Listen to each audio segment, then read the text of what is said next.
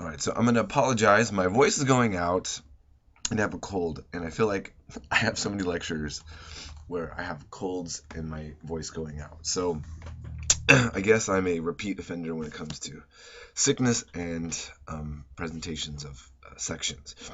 Um, so we're going to go over Romantics, Mormons, and Reformists. And you may wonder why I'm drawing out Mormons as an American religion to be specifically brought up in this section, mainly because it comes out, not only because it comes out of this time period, but really the state of Utah really gets formed, heavily influenced, to say the least, by Mormonism. And as a very particular, critics argue peculiar, but I'm not making an argument one way or the other, but a particular form of Christianity that is directly rooted to Americanism. And you'll see what I mean, why that is, when you look at the content and the background of the Book of Mormon itself. But in any case, I'm not only talking about that. So I will just move on into the section and the topics we have at hand.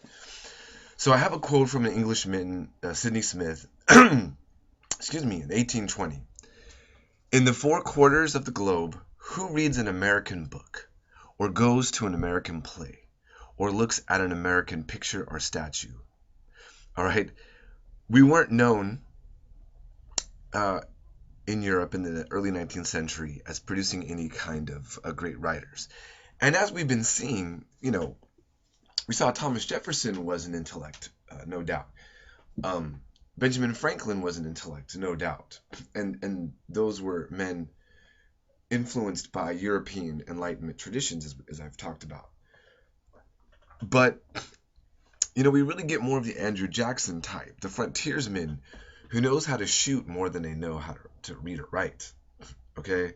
And I think it makes sense that having a culture based on frontier culture, that knowing how to fight and work hard is going to be way more valuable than your ability to talk about verbs and pronouns and all that kind of stuff.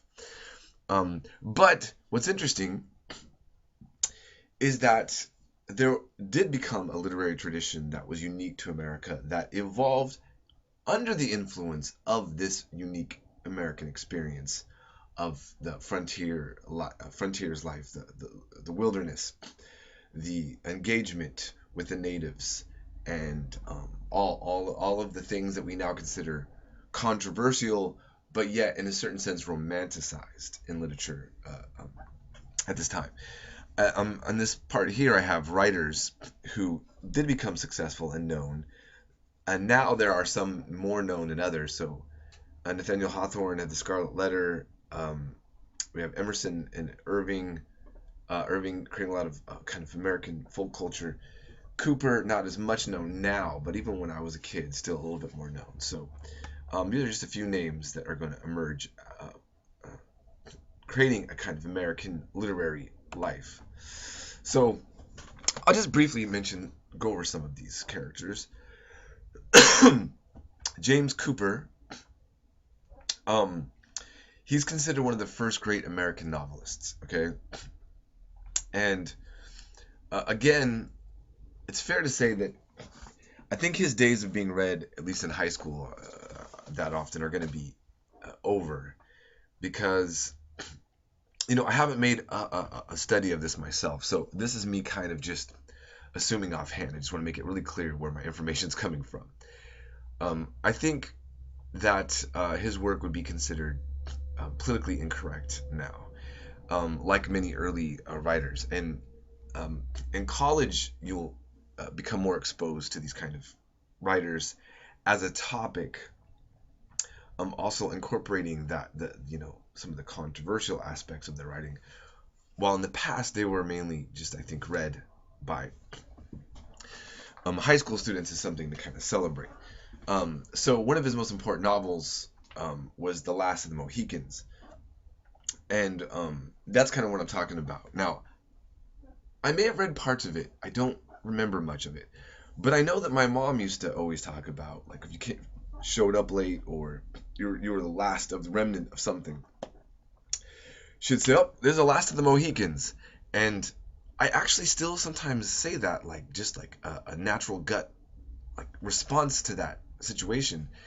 And realizing now, that I have been in areas, I've lived in areas with a lot of Native American communities that are more sensitive to these kind of things, that I just took for granted, as not. I didn't think about them being even political or potentially controversial, but um, it was a saying, I guess, what I'm also pointing out, that was common in my childhood with not a lot of discussion, which now I don't hear except from people in my age group.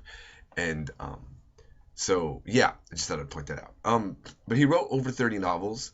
I guarantee, like I said, most of people now don't read his work, but he was prolific. Um, and then, he was exploring the frontiersman's experience with natives, pioneers, violence, and the law. And, that, of course, is going to make him um, a man of the times. And, I've thought about, actually, it's really good to go back and read some of his work, even at least at a glance. But there's one example, okay?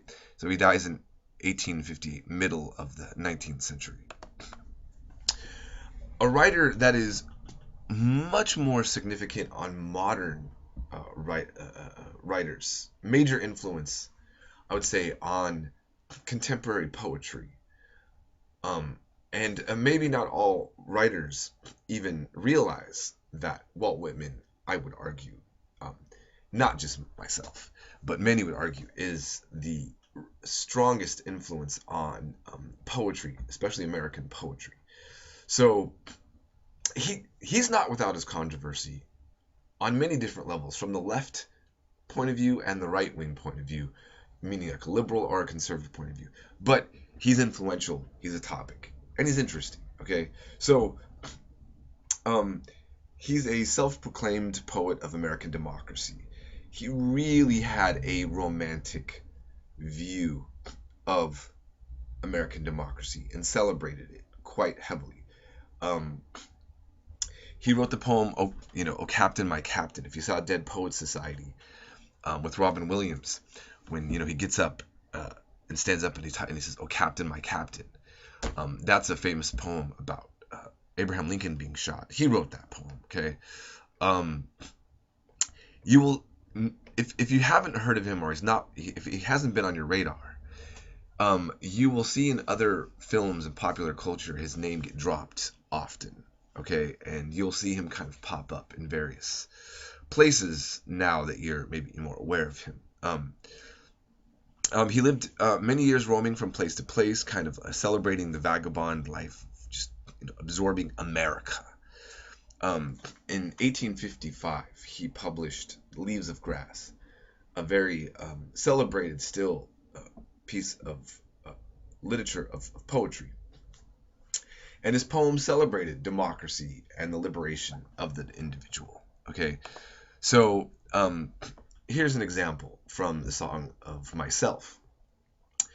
I celebrate myself and sing myself, and what I assume you shall assume. For every atom belonging to me as good belongs to you. I loaf and invite my soul. I lean and loaf at my ease, observing a spear of summer grass. My tongue, every atom of my blood, formed from this soil, this air, born here of parents born from parents the same, and their parents the same. I, now 37 years old in perfect health, begin, hoping to cease not till death. Creeds and schools in abeyance, retiring back a while, sufficed at what they are, but never forgotten. I harbor for good or bad. I permit to speak at every hazard. Nature without check, with original energy. All right. I mean, if you like poetry, that's beautiful. It's great stuff, right? Now, what you'll notice is that he's not using a rhyme scheme in the way that the classical poetry would use. And this is where I think he really is a game changer in the literary traditions. Now, if you go to most poetry readings, Many Americans almost assume or presume that you write poems not by rhyming. I mean, I think most actually younger writers start off rhyming. Kind of the way that coffee drinkers start off with like flavored coffee, and then you become a hardcore coffee drinker and you just start going to you know, the black, regular. I want some Kenyan, or you want something, some Tanzania, or whatever. Um, and so like rhyme scheme is kind of passe. You kind of grow out of rhyme and you go into free verse. And I think, in a sense, this is something that we could attribute to a strong influence and introduction to by Walt Whitman in American literary life. I'm going to end here and then I'll move on to the next, go to the next slide.